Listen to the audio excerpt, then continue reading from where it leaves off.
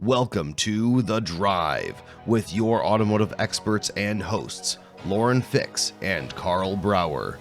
Each week we deliver the latest breaking news, vehicle reviews, and inside look at what's happening in the automotive world. Buckle up, it's time to hit the road with The Drive.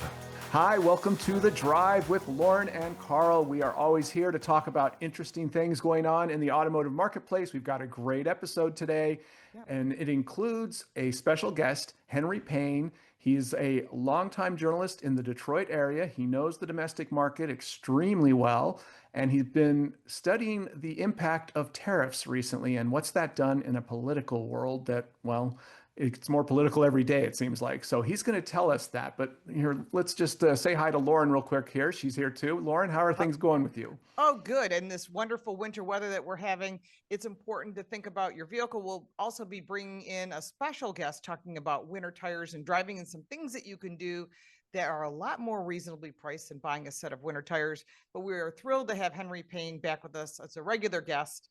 Henry, welcome to the show. How are you doing in cold Detroit? Hey, Lauren, Karl, good to be with you. Yes, it's very cold here. We're been in the teens this week. We've got a lot of snow on the ground, 7 inches of snow on the ground, which must mean the EV mandates are working, right? The world is getting colder. I love going back 25 years ago and reading predictions from government scientists saying that in 2020. In the 2020s, we'd be having snowless winters here in the northern climates. It's remarkable to go back and read that science. It hasn't happened. It's still cold, and people still want gas-fired cars. Well, we've certainly seen that, and Karl and I have both been advocates for people looking at the realities of it all. I know Karl and I, from the beginning, have taken a lot of heat from manufacturers and from other journalists. Not you, Henry, just saying, oh no, electric cars are the future. Everyone's going to have electric cars. But I think there always has to be a mix, and you should be always allowed to have choices. Yeah, I agree. And we're going to get into that more later in the program. We're going to talk about the momentum shift in the marketplace. Forget the political, forget what I think or Lauren thinks. Let's just look at the numbers over the past 12 months and how things are going for the electric car movement. But first, we're going to jump into, I think, a really fascinating topic. There's somewhat of an electric car element to this, but it's really more about domestic versus imported production of vehicles and how those have been impacted by tariffs. And you did a deep dive, Henry, and you've really looked into this topic. So please tell us kind of what you looked into and what you discovered when you did look into it. Yeah, it's a fascinating story. I wrote this for townhall.com, a good news site, and the title of the article is "After the Collapse of Democratic EV Socialism, Bipartisan Protectionism Emerges," and this electric vehicle push to mandate EVs by the previous administration, by the Biden administration, was very partisan.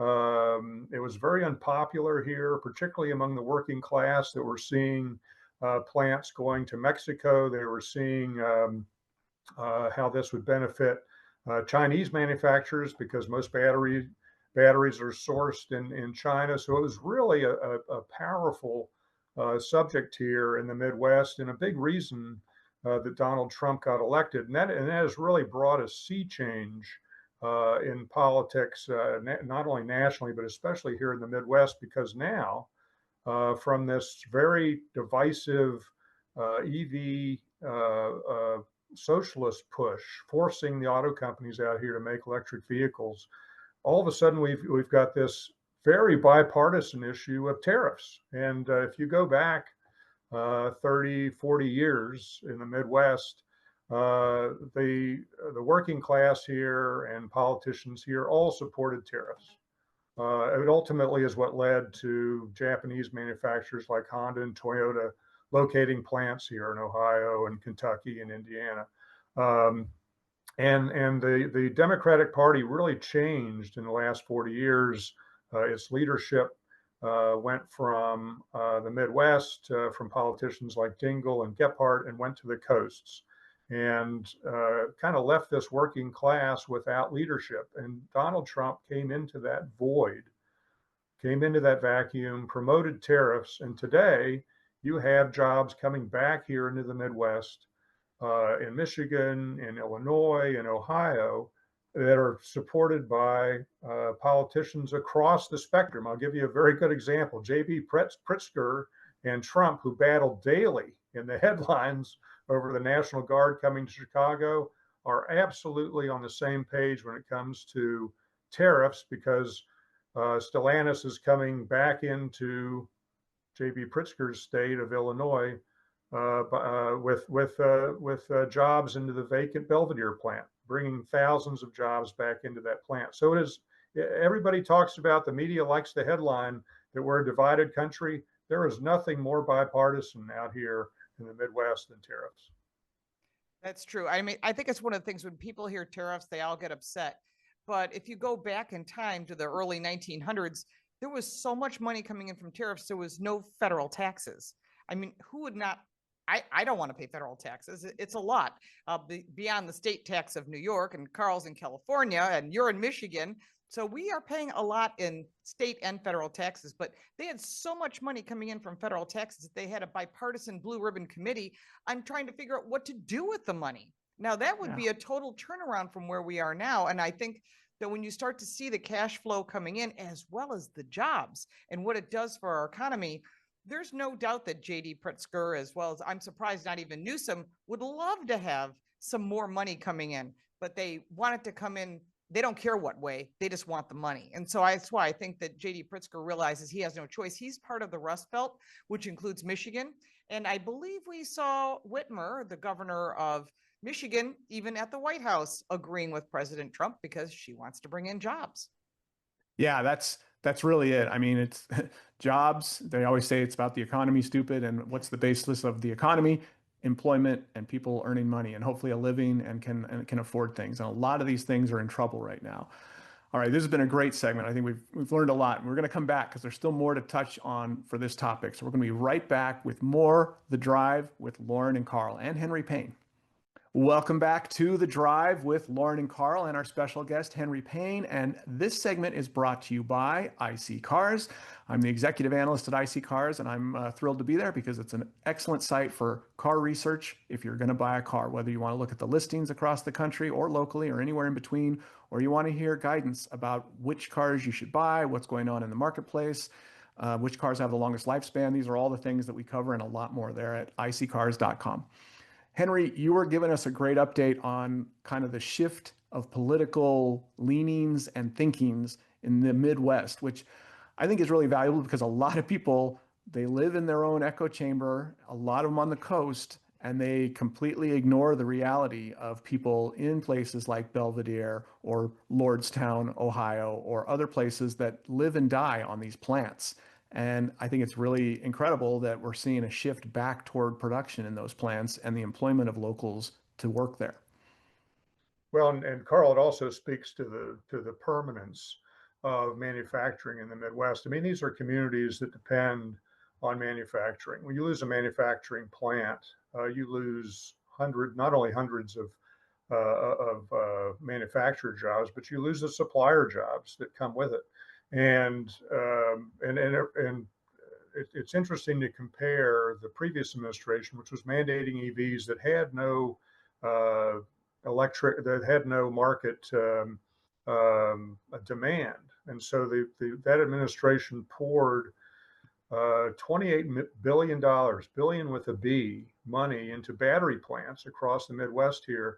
There's been, because of the demand for EVs is stalled in this market at about 8% of market share and dropping. That has now become $28 billion in stranded cost. They're just plants, battery plants just sitting out here with nothing in them because there's no demand. Meanwhile, you have this bipartisan move on tariffs, and the tariffs are caught up. They're in the Supreme Court. They may get struck down legally, but I guarantee you, because they're so bipartisan, they're going to stay. The Trump administration will find some other way to bring the tariffs in, because they have such broad support across the political spectrum from Democrats and Republicans who represent these communities out here. So to give you the example we're talking about in the previous segment, Stellantis has invested $13 billion. That's a record for this company. $13 billion in the Midwest. This covers all their brands: Jeep, Ram, Chrysler, Dodge. They're bringing these jobs back in country because of the tariffs.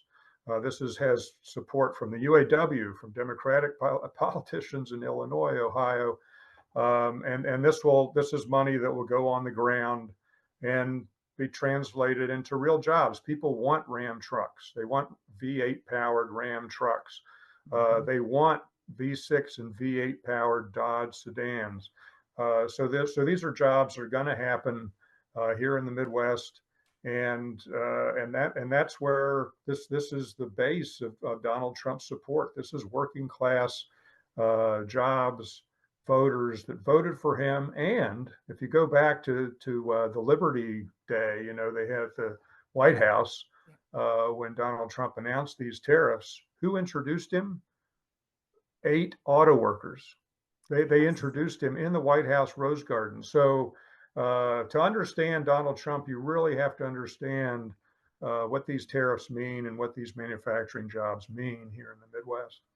It's certainly going to make a big difference. So I think what we're going to do is let you get a cup of coffee. And when we get back, we are going to be talking about another solution for winter driving, whether you're going there just for the holidays or you're just taking a trip to the ski areas and you typically don't see a lot of snow. But this solution will super impress you. It has impressed Karl and I, and we want to share that with you right after the break. And remember, if you missed anything of what Henry said, you can always watch it on our YouTube channel, The Drive Car Show, or The Drive with Lauren and Karl. It's on YouTube, and we love your comments. So don't forget to check out our previous shows as well. We'll be right back. Welcome back to The Drive. This segment's brought to you by Car Coach Reports. If you're looking for the unfiltered truth on what's going on in the automotive world, check out Car Coach Reports on YouTube, and all the car reviews are on Car Smarts. Karl, we have a very exciting guest we are bringing in this segment. We really want people to hear this because I think sometimes you meet people and you don't realize the great products and ideas they bring to the world. No, it's true. It's like sometimes you wonder, can anything else be invented, right? Have we solved every problem? But what's great about going to shows like we did a few months ago at SEMA and the Apex show is that you see, no, there are still new solutions coming up to longstanding problems. And I think this is a great example. But we've got a guest here who's going to give us more detail on that. Yeah. So one of the things that's real important is, Bart, we really would like you to introduce yourself and tell us about some of the things you've done, because you have a very interesting life. So we'll bring in our friend Bart and tell us about yourself and what you're doing. I will. Thank you. And thanks for having me on the show. And my name is Bart Plowman. I'm the CEO of ISI North America. And what I've been doing for quite some time is I've been introducing products, durable products, in different industries in North America. Most recently, I've been in the automotive aftermarket for about 15, 16 years. And I've uncovered a product that I'm very excited about introducing into North America, and it's ISI tire socks. Winter is the most stressful time of year for people to drive, and for good reason. There are 23% more non-fatal accidents in the winter months than any other time of the year. Why? Snow and ice. Our product, the ISI brand, is the first real solution for emergency situations in snow and ice that anyone can install. It's called a tire sock, and it literally fits on the tire and gets you out of those emergency situations where before you slip and slide and sometimes end up in the ditch. So that's our product that I'm talking to you about today. So this is like a sock, like putting a sock on your foot. How does this work? Because I think we've talked about this on the show for quite a few weeks, and I think it's a really interesting product. When you see it, I think you get it. But for those of our listeners that can't see it right now because they're driving or they're doing something else, and of course you can check that out on our YouTube channel, The Drive Car Show, and actually see the product. Can you tell us how it installs? Because I think people need to understand how simple it is. Yes, I will. It's made of a unique, exclusive fabric, and we have patent pending designs on the construction of what we do. It's 100% manufactured in Barcelona, Spain, so we have total quality control on it. And as I said, it's a fabric that fits over a tire and then gets you out of the situation that you're in. Many people know about tire chains, but the tire chains have a negative. They're expensive, they're heavy, they're hard to install, very difficult for one person to put on, especially when you look at the conditions that you might be in. This product, anyone can install because it's a fabric that stretches over. It has elastic on both sides. And for those of you that might be watching the YouTube video, you can see I'm holding the product that shows the construction from the front side, which is a 3-blend exclusive material. And what it allows you to do is as you drive and the wheel makes contact with the surface, it picks up and uses the moisture, the ice and snow, as friction to create traction to drive out of that situation. And then because of our unique design, what it does is it repels, it wicks away that moisture so it can repeat that over and over again. So you just leave them on for the winter, or you put them on as needed? Tell us, because I think people get a little confused because it's cool. It's a cool idea and it's a really cool product. Tell us like what people should do with that. Yeah, so again, I can show it to those that see it. And if you don't, if you're listening to this on radio, you can go to reallyissy.com. That's the word really with ISSE.com and see the product. But I'm holding an example of a package right now. This is the Issy brand. This is our premium. We have 2 levels. We have classic and then we have super. And the super is a thicker unit, so it lasts longer, but they both have the same kind of patented protection on the unit. The other thing we have is we have the Goodyear brand. So we're really excited about introducing Goodyear to North America as well in the tire sock. And obviously for Goodyear to put their name on a product and give us the license to manufacture this, they know it's a great product. And that's the thing I'm proud to show to people today in America, because it does the things you just talked about. It can easily be put in the trunk. It can be used over and over again, multiple uses. Now, going to what you said, tire chains, the max speed you can go is 25 miles an hour. With our Issy tire and Goodyear tire socks, you can go 35 miles an hour up to that, and they will last for hundreds of miles. Really? Now, we recommend, because it is an emergency solution, to take it off once you're out of the situation you're in.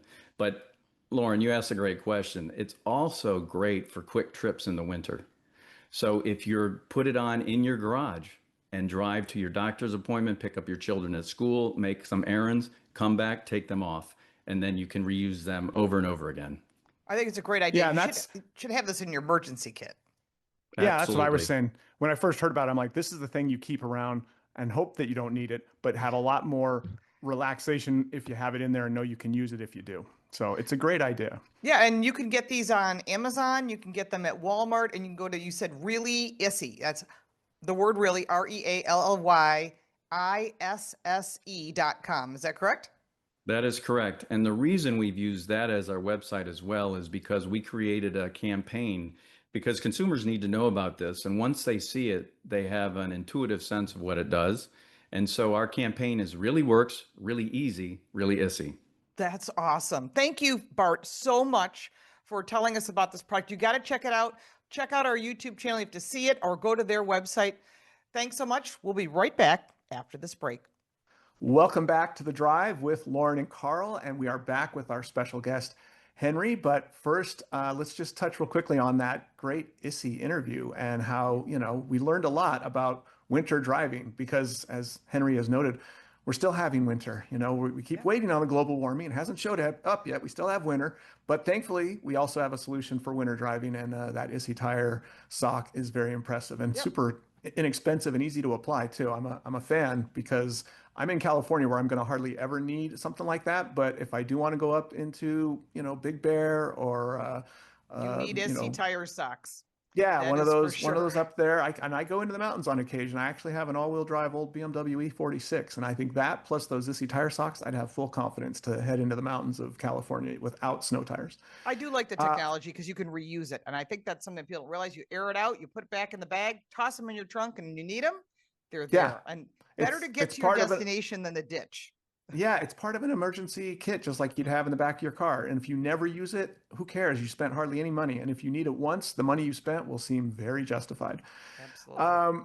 So, Henry, we're going to go back and talk again about this shift in the electric car momentum that we've seen over the past 12 months, give or take. And, my personal story that people are probably getting sick of hearing if they've listened to the show regularly, but I can't stop talking about it because I saw it 3 years ago coming when IC Cars was looking at market share, new car market share for electric vehicles. And we'd look at cities and states that were ahead of the national number. And what we saw consistently was we tracked over time from like 19 to like 23 was that once a city or a state, any region got to about 8% market share for new EVs, they kind of topped out and they could get to 9 or 10, but the 9 or 10 growth took a lot longer than the 5 to 7 to 8 growth. And I kept thinking, what's going to happen when we hit 8% nationally, I wonder? Well, I kind of didn't wonder. I kind of knew. And then we had it happen. And then I got to say, yeah, see, I told you so to a certain amount of people. So that's what's happened. I told you so. Yeah, but there's I know. a reality check here. And Henry, I know Yeah. you cover this like we do. The reality check is these brands all jumped on board. We're 100% EV. Volvo said that they've backed down. GM said that they've backed down. Ford said that they've backed down.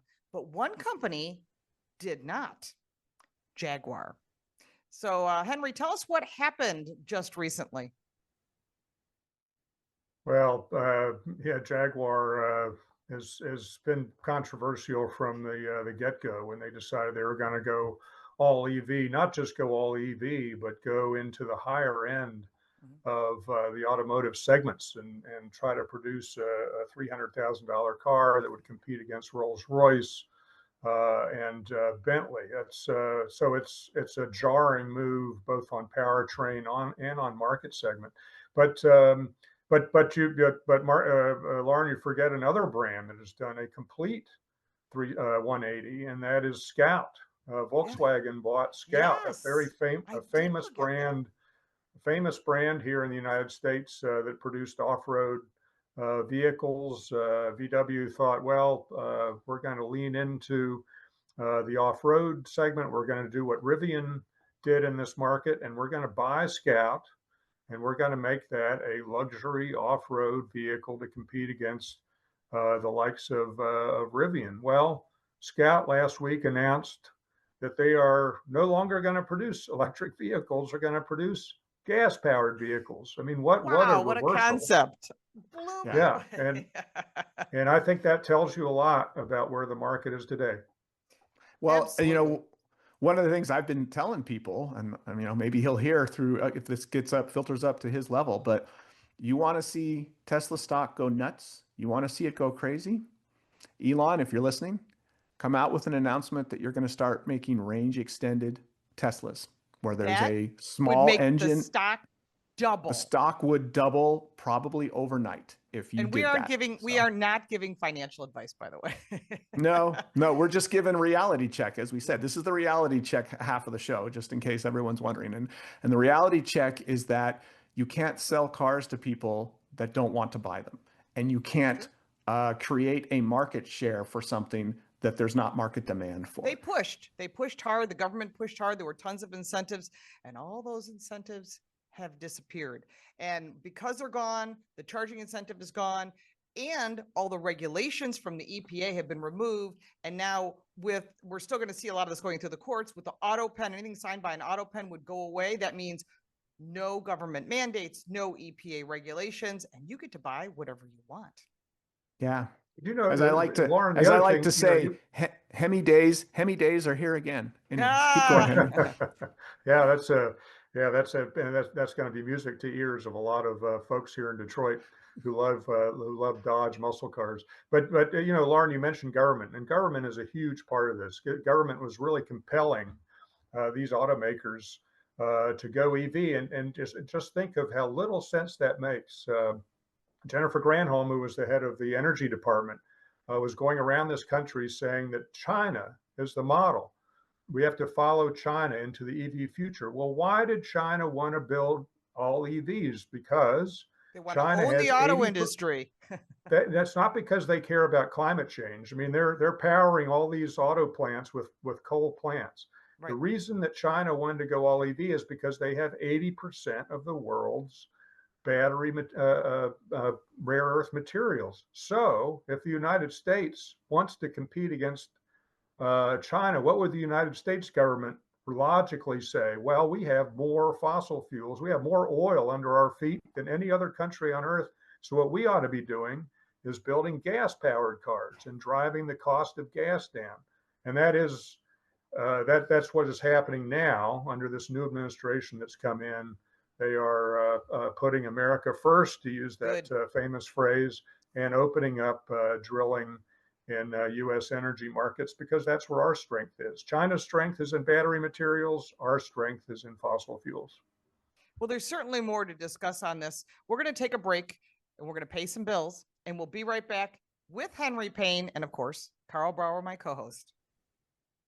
Welcome back to The Drive with Lauren and Karl. If winter roads are a challenge, you need to get a grip with ISSI tire socks. They offer instant traction on snow and ice, and they're easy to install, just like a pair of socks. Keep them in your trunk and be prepared. Available now on Amazon and Walmart. ISSI tire socks. That's ISSE, really, ISSI. So, Henry, we have been talking about, especially during the break, and if you miss all the things we talk about during the break, you can listen to it on our YouTube channel, The Drive Car Show, and catch up on all of our previous episodes, especially if you missed the first half, because what you had to say was really, really important on tariffs and how it impacts everybody. But now we're talking about electric cars. And some of the things we talked about earlier was like Jerry McGovern, who was the designer, the lead of Jaguar. He had worked with Land Rover. I remember him there, and Karl does as well. He had come up with this pretty bold Jaguar, said, we're going after Rolls-Royce Spectres and Bentley Electrics. To make that statement, to take a car that's been struggling, a brand that's been struggling, and try to go after those $300,000 plus cars, I don't think it was a good idea. And it says on the headline, which came out of Autocar and Autocar India, because Jaguar's owned by a company called Tata. They own Jaguar and Land Rover. JLR, which is Jaguar Land Rover, has axed design boss Jerry McGovern. Sources inside the firm have told Autocar and Autocar India. And I'm surprised it took this long, to be honest. Your thoughts? Well, a friend of mine in General Motors, an engineer, once told me, Henry, at the end of the day, we sell fashion. And the fashion is electric, right? The Tesla is a $1 trillion company. You have all these new shiny things coming out of Silicon Valley, like Rivian and Fisker. That's very fashionable. But you also have to know your brand. And if you're a legacy automaker like Jaguar, I think you really have to understand what your brand means to people. If you're Porsche, brand is performance. If you're Cadillac, brand is luxury. If you're Jaguar, people immediately think the E-Type. They think Le Mans race cars. They think about V8s.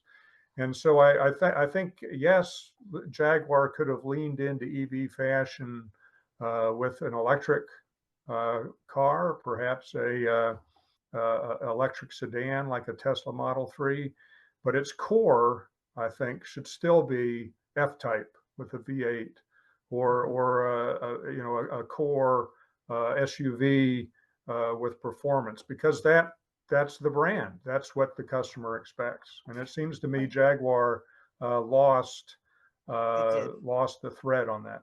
And I raced a Jaguar in the historic Trans Am series, and a series that your father created, SVRA. But other brands have made a unique shift. Karl, we were talking during the break about Honda and their unique shift. Well, Honda's an engineering company, and you can't spell engineering without engine. And I think all three of us would agree that Honda had some really fabulous engines over the course of their history.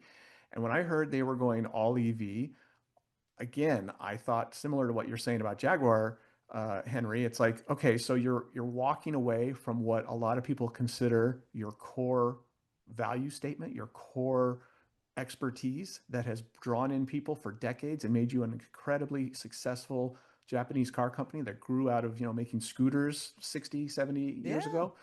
It just seemed crazy for them to want to do that. And like a lot of companies, they have now backed off on how quickly these EV things will be arriving and how quickly they'll be going all EV. They haven't said that they're not going to still be all EV, but they've certainly shifted on some of their timing on what they're doing.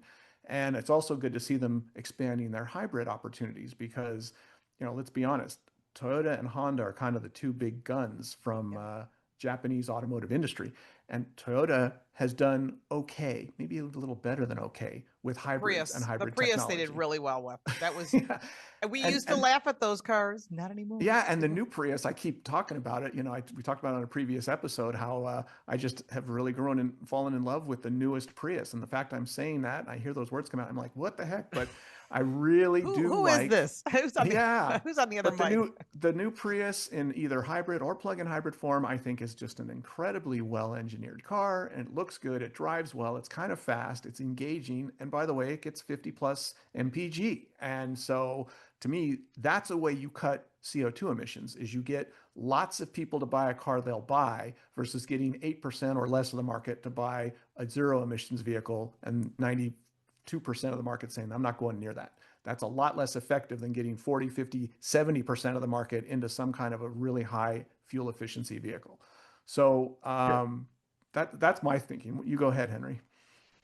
Well, it's interesting, Carl. I mean, again, all of these companies are aware of trends. They're aware of societal trends. They're aware of government trends. And I think we're in a similar moment now as prohibition 100 years ago. As human beings, we go through cycles. And 100 years ago, prohibition, the idea that alcohol was a universal evil. It was the source of a lot of human problems 100 years ago, led not only to prohibition in the United States, but a prohibition movement internationally was a huge movement. And I hear an echo of that today with auto companies and these big corporations that are very sensitive to their corporate image. And they want to be anti-carbon. They want to be sustainable. They want to lean into whatever the popular trend is, and today it's sustainability, just like 100 years ago. Greenhouse gases, which is about ready to be changed because of the auto pen. Right, and 100 years ago it was the temperance movement. But I think what is really important for companies like Honda and Toyota that you reference is their biggest market is here. Honda sells 40% of its vehicles here. And if you don't understand how different the United States is from the rest of the socialist countries on this planet, then you're going to lose that market share. And so I think that's causing some really hard thinking in these Japanese companies. It's true. I mean, it's funny because you look at the shift, not just in the Japanese brands, but even most of the domestics. Stellantis learned it very hard. They came out with the Charger, and then they're like, maybe we'll do a hybrid and a gas version, and we'll bring the Hemi truck back. And then Ford, of course, said, we're not going to produce any more Lightning trucks. They're using the excuse that there was a fire in one of their plants that had to do with aluminum, not to do with batteries. And I think they had to cut ties on that anyhow. The sales just weren't there. Dealers have them stacked up. And the results of that are you, the consumer, you told them what you want to buy. Which is crazy, but isn't that how it's supposed to work in this country? That's my understanding. Yeah. All right, we're going to come back with another great segment with Henry, and we will be right back with you on The Drive with Lauren and Karl. Welcome back to The Drive with Lauren and Karl and our special guest, Henry Payne, who's on with us today. But I want to give a special call out to this segment, which is sponsored by Karl Brauer Cars. And if that sounds familiar, that's because that's my YouTube channel where I'm doing 1 to 2 to 3 videos a week. Car reviews, industry news, interviews with high-level executives, a little bit of everything. And you can check me out on YouTube at Karl Brauer Cars. So we've been talking about EVs a lot in this episode. And one of the things we haven't touched on, but it's playing out beyond EVs right now, really, is the residual value situation going on with cars. Now, we're hearing all sorts of rumblings across the industry about everything from the high loan payments that people are paying on current new car loans, to the high lease payments, to the residual values that are not living up to what they were written for. And the last time we saw this was 2008, when all these Suburbans and full-size trucks had been leased around 2004, 2005, before Katrina and before gas prices spiked and the economy started to wobble. And those cars were not worth nearly what their residual had been predicted 3 years earlier when they were coming back in 7, 8, and 9.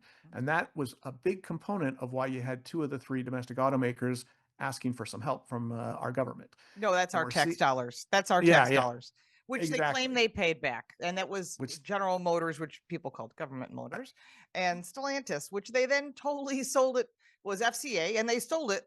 They didn't steal it. They sold it. That's a typo in my they sold it to Stellantis. So Yeah. it changed hands a couple times. Your tax dollars, how much is paid back? I don't think we'll ever know. It's important to note that if you don't know what residual value is, it's what the vehicle is worth at the end of the lease. It's just good to have that definition. Henry, what's your thoughts on that? Well, again, it goes to letting the market take care of these things. I think one of the real problems with the government coming in and mandating EVs and giving a lot of money to automakers to make EVs is that the market was not mature yet. I mean, you knew that Teslas sold. I have a Tesla. I love the Tesla. It's the most fascinating car I've ever had. But you need to see what the life cycle of that car is. And I think one of the things that started to happen with electric vehicles, particularly Teslas that I owned, the longer they were in market, was that their residuals went through the floor. And a reason is because a battery does not get better over time. A battery inevitably a battery gets worse over time, whether it's in your phone, whether it's in your automobile. Unlike an internal combustion engine that you can refresh constantly with new pistons or new gaskets, so you can maintain an ICE engine to keep running the same as it was new to 200,000 miles. And so, to give you an example, I just sold my 2019 Tesla Model 3. You sold it. Oh my gosh. That I sold it for $60,000. I bought it. I'm sorry. I bought it in 2019 for $60,000. I had 12,000 miles on it. I sold it for $20,000. That is a horrible residual. Wow. And then I traded it in for a new Tesla, also $60,000, 2025. I don't have high hopes for what the residual for that vehicle is going to be like in 5 years. I'm surprised you bought another. But I'm a car nut, Lauren, right? Yeah, I know you are. You're a real car guy. You and Carl. I'm a car guy. I mean, I love the car. I wanted a new one. But that is a really intimidating feature when a car loses that much of its value over 5 years. That's going to be a deterrent against people making them or buying them, and people making them. Because now look at automakers, or who are thinking about making these cars. Are they going to be able to replace the batteries after 100,000 miles? I mean, from a dealer perspective, it makes a lot more sense to sell an ICE car that's going to come back to the dealer where they can continue to refresh the engine, whereas the battery is just going to get worse. Well, that's why it's so important that if you're getting rid of your car, that you check with websites like IC Cars, which supports us, because you could find yourself upside down. You could find yourself in a situation that you can't afford financially. Henry, we really appreciate your insight, and we want to have you back on the show. If anyone has any questions for Henry, you can put them in our YouTube comments. Thanks so much for being here. Yeah, great to be with you guys. You've been listening to The Drive, your trusted source for the latest car news, expert reviews, and real insights into the automotive world. Thanks for riding along with us today. You can check out the entire archive of every episode on our YouTube channel, The Drive with Lauren and Carl. Be sure to subscribe so you never miss an episode, and join the conversation by leaving your comments. We love hearing from you. Until next time, stay safe, enjoy the ride, and we'll see you right back here on The Drive.